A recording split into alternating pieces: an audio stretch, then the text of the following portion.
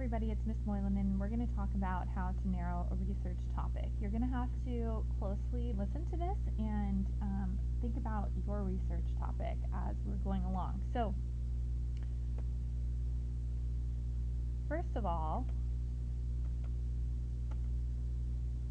I need to get my PowerPoint to work. I don't know what's going on. Okay, we'll try it this way. Okay, so first of all, when your research topic is too broad, we're going to have to ask ourselves some questions like who, what, when, where, and why, and that'll make sense in a second. So let's see if this works with the topic of propaganda in World War I. So this topic is much too broad to write about in a short paper, and we need to make it more narrow and more specific. It's much too broad to just say my paper is going to be about World War I, and I'm going to write about propaganda. So let's use the who, what, when, where, and why to see if we can narrow our topic down. So the who. Well, we are going to start with talking about what countries we want to talk about. And so you're going to have to pick a specific region.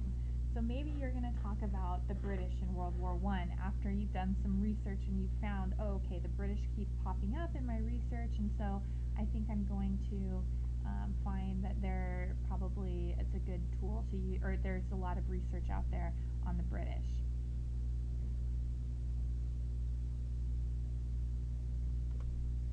In terms of what?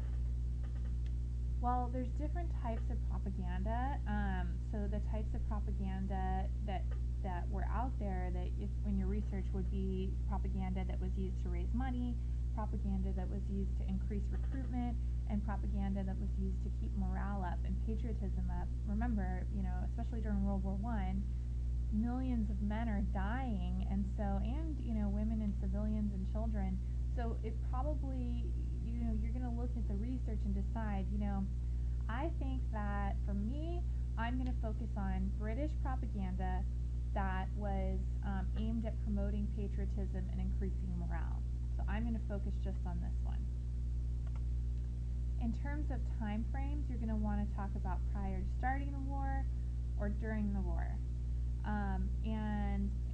And you're going to want to think about, exactly what time frame you're going to talk about. And so this person decided that the development of British propaganda over the course of World War I.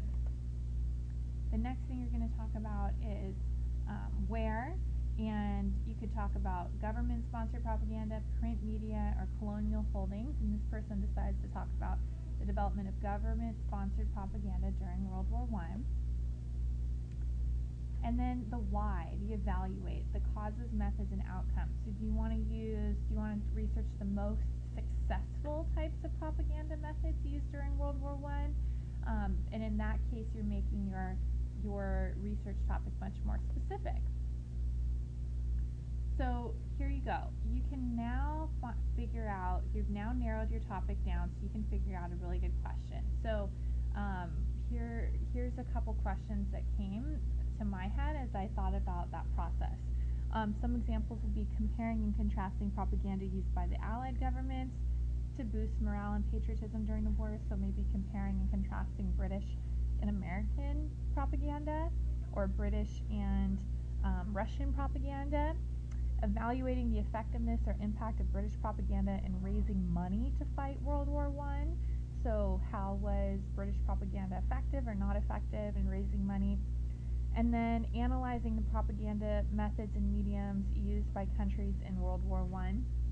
So looking at maybe picking two or three countries and analyzing what types of propaganda they used and which ones were more effective. Were visuals more effective? Were there traveling actors that went around in different villages that portrayed or gave speeches and tried to get people to give money or to sign up for the military? So that type of thing, this is where you're going to be narrowing your topic down. So you're moving away from just talking about propaganda to actual narrow and specific topics.